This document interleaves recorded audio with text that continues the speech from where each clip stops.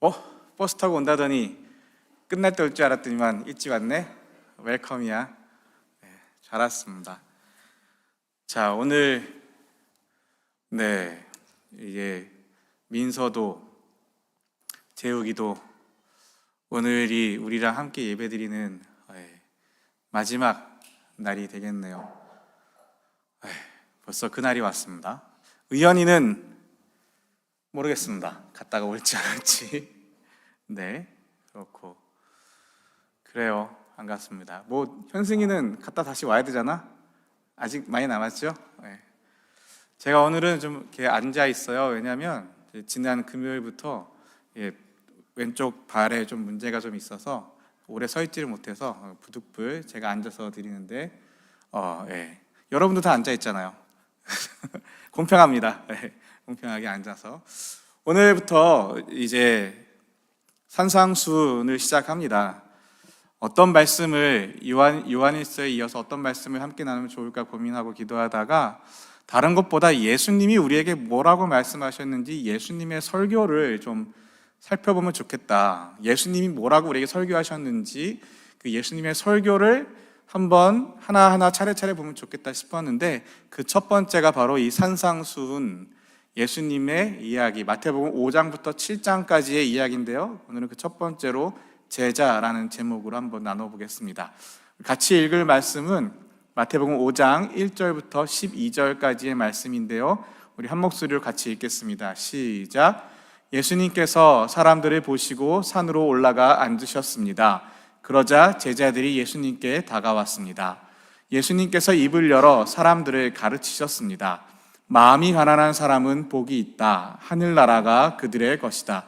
슬퍼하는 사람은 복이 있다. 그들이 위로를 받을 것이다. 마음이 온유한 사람은 복이 있다. 그들이 땅을 상속받을 것이다.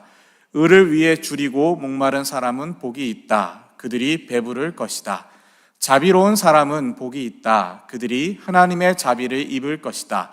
마음을 깨끗이 한 사람은 복이 있다. 그들이 하나님을 볼 것이다. 평화를 위해 일하는 사람은 복이 있다. 그들이 하나님의 아들이라고 불릴 것이다. 의롭게 살려고 하다가 박해를 받는 사람은 복이 있다. 하늘나라가 그들의 것이다. 사람들이 나 때문에 너희를 모욕하고 박해하고 온갖 나쁜 말을 할 때 너희에게 복이 있다. 기뻐하고 즐거워하여라. 하늘에서 너희의 상이 크다. 너희보다 먼저 살았던 예언자들도 이처럼 박해를 받았다. 아멘. 중요 메시지 내 사랑 이미선 씨가 예정된 시간에 도착하지 않음이라고 저기 뒤에 계신데 뭔 일인지 이런 게 왔습니다. 자, 오늘 말씀 산상수훈을 시작하는 마태복음 5장의 시작의 제1절 말씀을 보면 이렇게 되어 있어요. 예수님께서 사람들을 보시고 산으로 올라가 앉으셨습니다. 그러자 제자들이 예수님께 다가왔습니다. 마태복음에서는요 오늘 이 내용들을 산상수훈이라고 하고 그 산상수훈이라는 이 한자어는 무슨 말이냐면 산 위에서 하신 빼어난 말씀, 빼어난 가르침, 매산자, 윗상자, 빼어날 숫자, 훈계할 때 훈자, 가르치 훈자 이렇게 됩니다. 산 위에서 하신 빼어난 말씀, 빼어난 가르침, 귀한 말씀인데요. 산 위에서 하셨다라고 해요. 누가복음은 이걸 반대로 평지설교라고 하는데요. 왜 무슨 일 있어, 예린아? 뭔 일 있어? 아니 괜찮아? 되게 급해 보여가지고. 오케이. 산상수훈인데요. 보셨다시피 1절에 사람들을 보시고 예수님께서 산으로 올라가 앉으셨기 때문에 산 위에서 산 아래에 있는 사람들을 향해서 말씀하셨다. 그래서 산상수훈이고 누가복음에 가면 예수님께서 산 아래로 내려오셔서 평지에 서서 말씀을 전하셨다. 그래서 평지설교라고 하는데 내용은 거의 비슷해요. 근데 하나는 산 위에서 하나는 산 아래에서 얘기를 하셔요.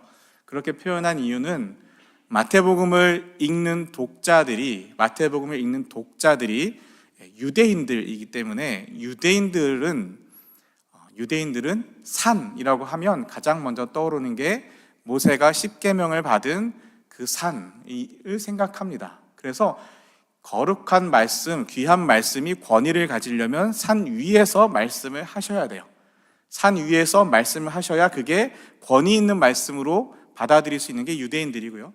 반대로 누가복음은 유대인들이 아니라 헬라인들, 예수님을 믿지만 이방 사람들을 주요 독자로 놓고 쓰여진 복음서이기 때문에 그 누가복음에서는 산 위에가 아니라 산 아래에서 평지에서 우리에게 얘기를 해주셔야 됩니다. 뭐 그런 이야기가 있는데 딱 그런 몰라도 되고요.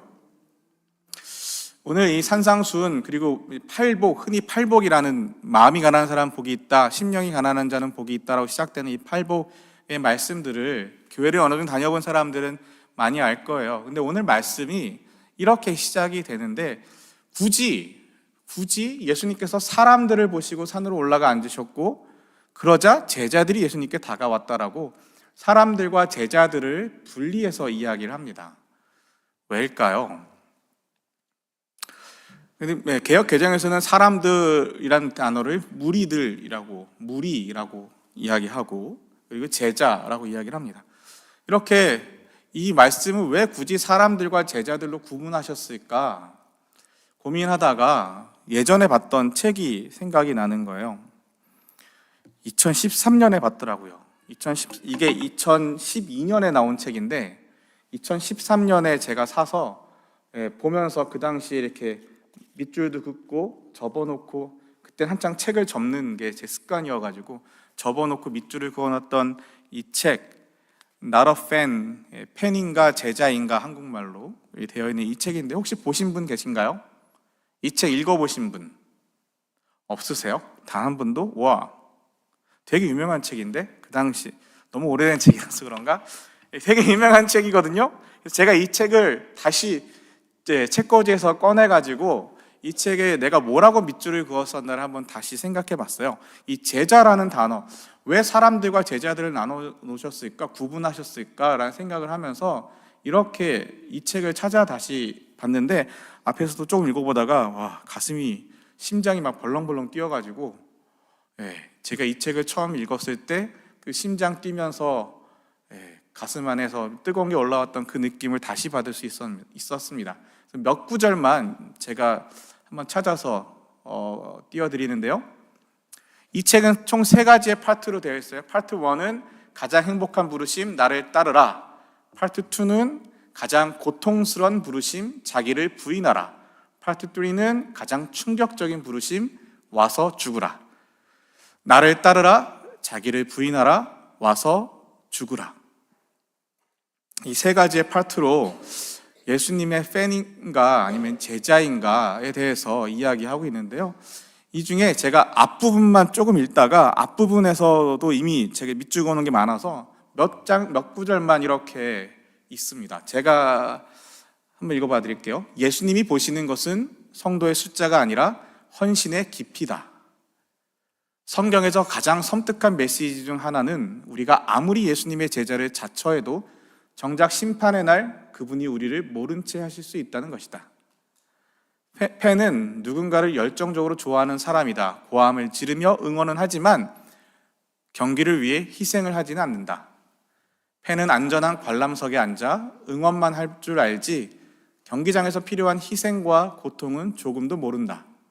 예수님에 관해서는 모르는 게 없어도 그분을 개인적으로 알지는 못한다. 내용 문장들이 어떤가요? 예수님이 보시는 것은 헌신의 깊이이다라는 것과 팬 그리고 제자에 대한 구분에 대한 이야기들인데요. 이 페이지는 우리 한번 여러분들이 같이 한번 읽어볼까요? 처음부터 한번 같이 읽어보겠습니다. 시작. 오늘날 교회의 가장 큰 문제거리는 스스로 그리스도인이라고 말하지만 정작 그리스도를 따를 생각은 추호도 없는 팬들이다. 팬은 단순한 열광을 진정한 헌신으로 착각한다. 예수님에 관한 지식을 깊은 친밀함으로 오해한다. 행동하지 않고 말로만 때우려 한다. 팬은 자기 삶을 조금도 희생하지 않은 채 예수님을 따르기 원한다. 예수님을 따르면 뭔가를 잃을 수밖에 없다. 그분은 말뿐인 믿음이 아니라 삶 속에서 열매 맺는 믿음을 찾고 계신다. 회개 없이는 용서도 없다. 죽음 없이는 생명도 없다. 행동하지 않는 믿음은 진짜 믿음이 아니다. 이런 내용입니다.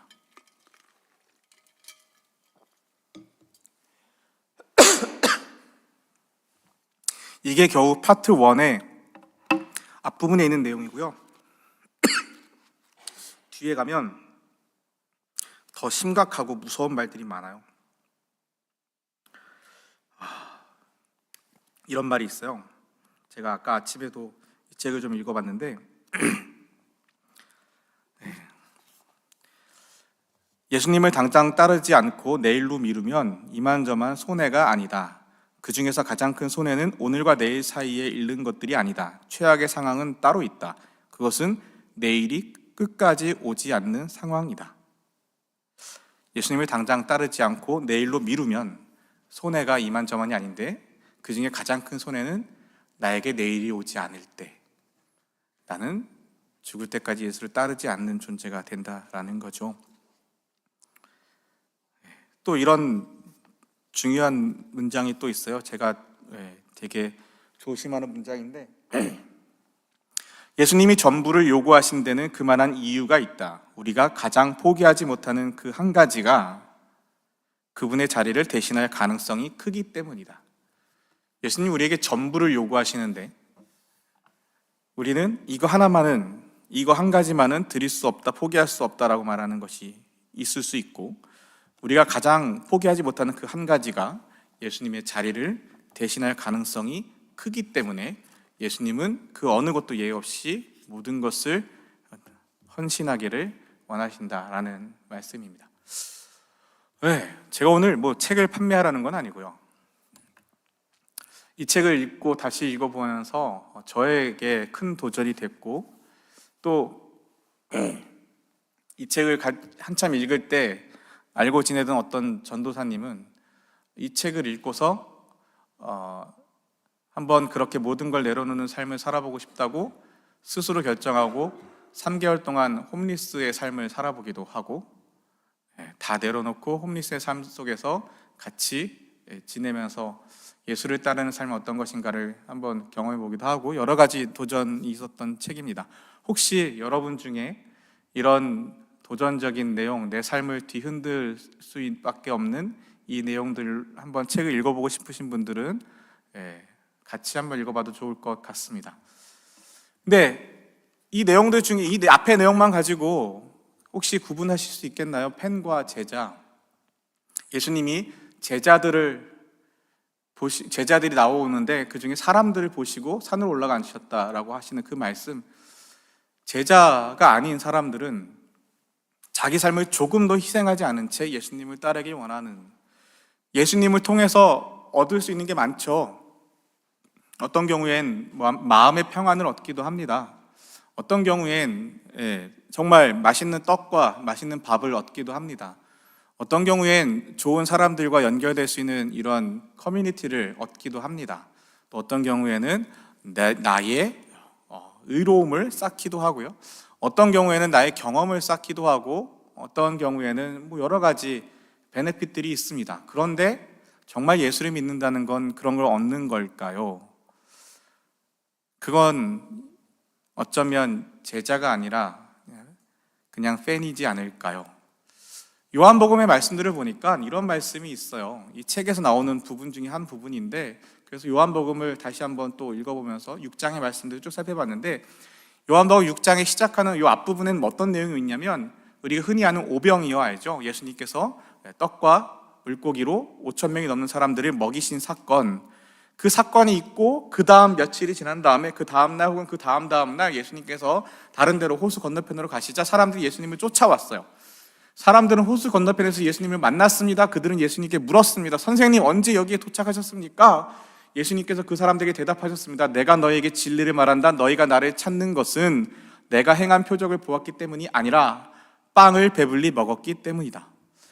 수많은 사람들이 예수님을 쫓아왔는데, 수많은 사람들이 예수님을 따라왔는데, 예수님이 심지어 호수 반대편에 가 계시니까 거기까지 배를 타고 오고 걸어서 오고 예수님께 쫓아왔어요. 따라왔어요. 그런데 예수님이 그들이 왜 따라왔는지, 정말 예수를 믿기 위하여, 예수님의 말씀을 순종하기 위하여 예수님을 따라온 것인지, 아니면 전날 먹었던 그 빵, 자기들을 배불리 먹여줬던 그 빵, 그 떡, 그 물고기, 이 먹었던 것들 때문에 오늘도 나의 배를 배불리게 하기 위해서, 오늘도 빵 한 조각 얻어먹기 위해서, 오늘도 고기 한 조각 얻어먹기 위해서, 밥 먹기 위해서 따라왔는지 예수님이 정확하게 보고 말씀하시는 겁니다. 너희는 내가 행한 표적, 오병이어의 그 기적, 너희를 먹였던 그 빵과 떡과 물고기, 그것을 먹었기 때문에 나를 따라온 것이다. 그런데 내가 너희들에게 정말 원하는 건 썩어 없어지는 음식을 위해서 일하지 말고, 썩어 없어지는 거 그거 얻어먹겠다고 나 따라오지 말고, 영원히 있어서 영생을 주는 음식을 위하여 일하여라. 인자가 너희에게 그런 음식을 줄 것이다. 그래서 사람들이 물었습니다. 영생을 주는 음식이 뭡니까? 어떻게 해야 하나님께서 원하시는 일을 위해 우리가 무엇을 해야 합니까? 그것은 하나님이 보내신 사람을 믿는 것이다. 그게 바로 나다. 그게 바로 내가 예수 그리스도다. 내가 바로 하늘에서 주는 빵이다. 내가 바로 너희에게 생명을 준다. 그러자 사람들이요, 선생님 이 빵을 항상 우리에게 주십시오 했더니 예수님께서 내가 생명의 빵이다. 나에게 오는 사람은 결단코 굶주리지 않을 것이다. 나를 믿는 사람은 결코 목마르지 않을 것이다. 이런 얘기들이 오고 가고 있는 상황 속에서 그러다 보니 오늘은 빵 얻어먹기 글렀네. 도대체 뭔 말하는 거야? 왜 예수님의 살과 피를 먹어야 된다는 거야? 식인종도 아니고 이게 도대체 뭔 말이야? 라고 하더니 사람들이, 예수께서 이 말씀을 하시자 제자들 중에 많은 사람들이 예수를 떠났습니다. 더 이상 예수님을 따르지 않았습니다.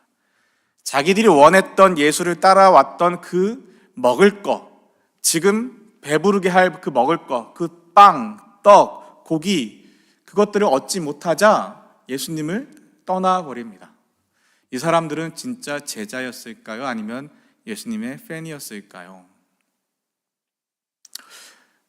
오늘이 이 말씀 준비하면서 산상수훈을 시작하면서 오늘 이 뒤에 또 호윤이랑 원호도 오늘 우리 함께 드리는 마지막 예배일 텐데 모르죠. 또 어떻게 되면 다시 얼굴 볼 수 있을지 모르겠지만 호윤이랑 현승이는 다 갔다 올 거니까 원호, 재욱이, 민서 우리 이 친구들은 함께 드리는 마지막 예배인데 무슨 말씀을, 무슨 메시지를 이 친구들에게 함께 나누면 좋을까 하다가 이 말씀, 여러분들이 어디에 가서든 제발 제자가 되면 좋겠습니다. 팬으로 그냥 교회에서 좋은 사람들 만나기 위해, 혹은 맛있는 거 먹기 위해, 혹은 뭔가 외롭지 않기 위해, 친구를 사귀기 위해, 커뮤니티를 이루기 위해, 어떤 베네핏을 위해서, 얻을 것을 위해서 예수를 따르고 예배를 드리는 것이 아니라 나를 사랑하시는 예수님 때문에 제자가 되기 위해 함께 예수를 따르고 예배드리는 사람들이 되면 좋겠습니다. 그런데 저는 오늘 말씀에서 2절이 저에겐 너무나 은혜였습니다.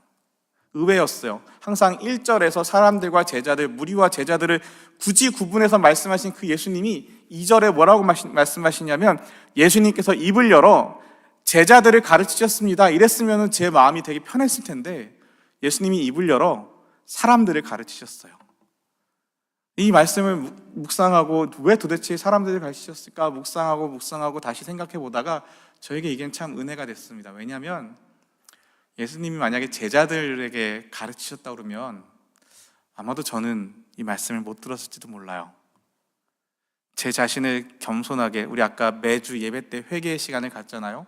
겸손하게 나의 삶을 돌아보면 내가 정말 예수님 앞에서 헌신된 제자가 맞나? 아니면 예수님께 뭘 얻을 것이 있어서 예수를 따르는 그런 팬은 아닌가? 이 책에서 이야기했던 그 구분의 기준들을 가지고 지난 한 주간도 운전을 하면서 중간중간 설교도 듣고 찬양도 늘 틀어놓고 다니고 하지만 그럼에도 불구하고 나는 정말 예수를 위하여 나의 것을 손해볼 수 있는가? 손해보고 있는가? 헌신하고 있는가? 아니면 예수에게 뭔가 얻기 위하여, 받기 위하여, 얻어내기 위하여 헌신한 척 하는 건 아닐까? 그런 생각들을 하게 되었습니다. 나의 모습을 보다 정직하게 바라보는 우리가 됐으면 좋겠고요. 예수님이 그런데 사람들을 가르치셨대요. 제자들만 가르치신 것이 아니라 우리 모두에게 가르치셨답니다. 여러분이 교회를 모태신앙으로 오래 다녔든지 교회에서 찬양팀을 하고 리더를 하고 뭘 하고 이것저것 봉사를 하면서 섬겼든지 아니면 교회를 이제 나온 지 얼마 안 됐든지 교회가 처음이든지 교회가 낯설든지 교회를 오다 말다 왔다 갔다 하든지 상관없이 예수님을 앞에 올 때 헌신하는 마음으로 왔든지 아니면 그냥 친구가 좋아서 왔든지 사람이 좋아서 왔든지 먹을 게 좋아서 왔든지 무슨 이유에서든지 교회를 왔든지 상관없이 예수님께 나온 모든 사람들을 향하여서 예수님이 이 말씀을 가르치신답니다. 그것이 저에게는 진짜 은혜였습니다. 그래서 우리가 오늘도 예배할 수 있습니다. 여러분 중에는 어떤 친구들은 정말 평안교회가 처음 나온 교회인 친구들이 있어요. 제가 이야기하고 물어봤을 때 한국에서는 교회를 안 다니다가 여기가 처음 교회 온 친구들도 있고요. 한국에서도 모태신앙으로 꾸준히 신앙생활 하다가 온 친구들도 있고요. 다른 곳에서 굉장히 여러 가지 모습으로 섬기다가 온 친구들도 있고요. 아니면 그냥 대충 다니다 온 친구들도 있고요. PK도 있고요. 목사님 자녀도 있고요. 다양합니다. 그런데 그 다양하다고 해서 차별하지 않습니다. 예수님의 말씀은요, 차별하지 않습니다. 그게 은혜 아닌가요? 차별하지 않는 거. 우리는 어떻게 해요? 우리는 차별하지 않으려고 하는데 이미 차별을 하고 있어요.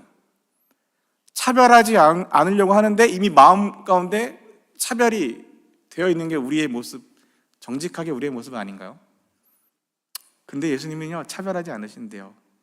그리고 드디어 복에 대해서 선포하십니다. 이 복은 다음 주부터 보게 될 거예요.